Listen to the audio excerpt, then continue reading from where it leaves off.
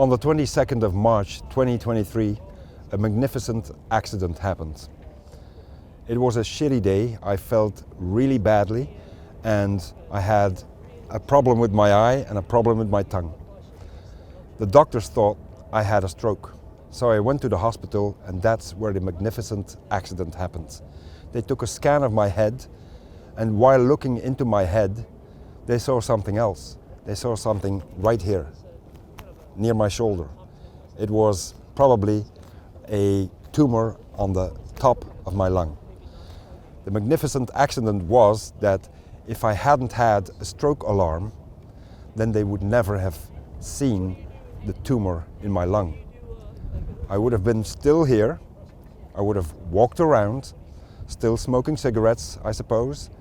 And in a few years' time, I would have become ill, and probably I would have had tumors in my brain, in my liver, and in my lung. And probably I would not live very much longer. So the magnificent accident took care of me while having cancer, that it was a young cancer. It was to be operated upon. Only 25% of people with lung cancer get an operation. 75%, they have no operation because they have already other tumors, or the tumor is older and it's less curable with an operation. So I've been in the lucky category. I've been in the lucky league. I've been a lucky bastard. I have some more ominous statistics. Only 15% of people diagnosed with lung cancer survive after 5 years. That's because lung cancer is often a silent cancer. You don't see any signs of it. You don't feel any pain until it's too late. So again, I was lucky to be discovered soon as a lung cancer patient. I have been operated upon. I lost 1/3 of my lung through a non-invasive incision in the side of my body. Normally they would have pulled me right open, broken my bone here, and it would have been a very difficult rehabilitation. But now, one day after the operation, I was already walking around. I was already doing exercises. So the non-invasive surgery is wonderful, and it is amazing to realize that you lost a part of your lung, and after a couple of months you feel very good, as I do.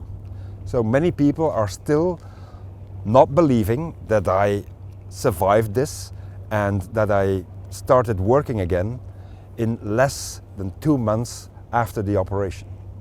It was a lung scan that saved my life, and it wasn't until I had my scan that I discovered that in America, people of age 50 and older that are smokers or have been smokers in the past 15 years, they can get a free lung scan.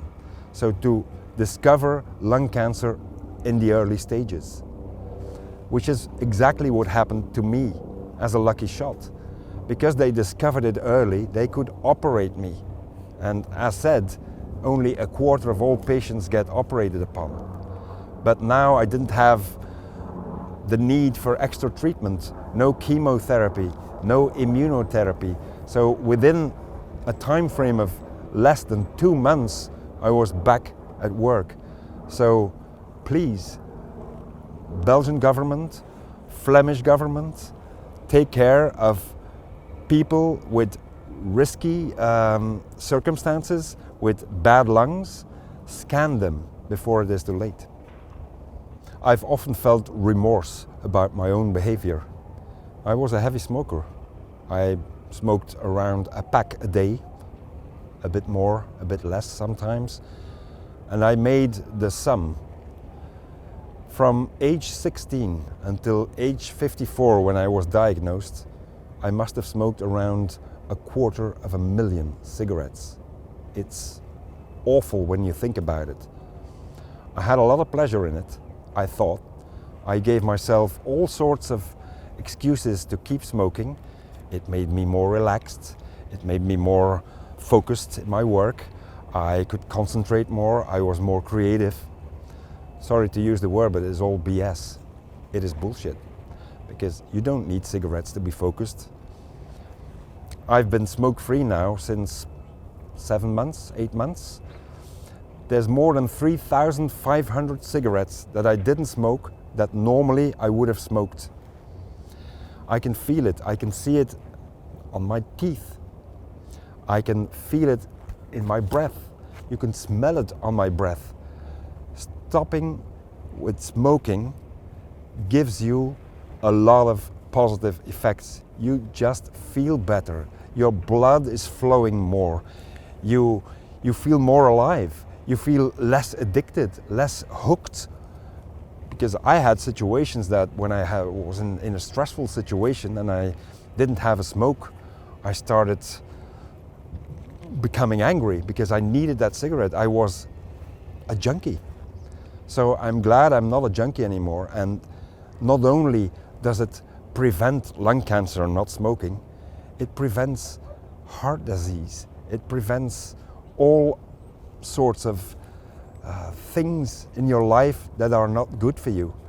It wasn't until I knew that I realized it fully and completely, that I saw that people that I admired, like, for example, Nat King Cole, a great singer with a big, nice voice, a deep voice, that he smoked like 3 packs of cigarettes a day, but he died of lung cancer. He was only 45. So we need to stop smoking. I will never have animosity against smokers. I've been one myself, but I know for sure that cigarettes cause a lot of harm and a lot of damage. And I know, had I kept smoking, I would have been dead at 60.